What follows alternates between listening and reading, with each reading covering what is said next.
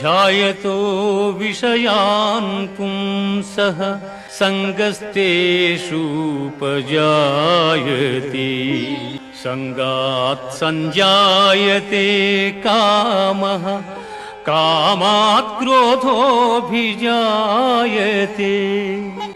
క్రోధాత్ భవతి సమ్మోహః సమ్మోహాత్ స్మృతివిభ్రమః స్మృతిభ్రంశాత్ బుద్ధినాశో బుద్ధినాశాత్ ప్రణశ్యతి బుద్ధినాశాత్ ప్రణశ్యతి.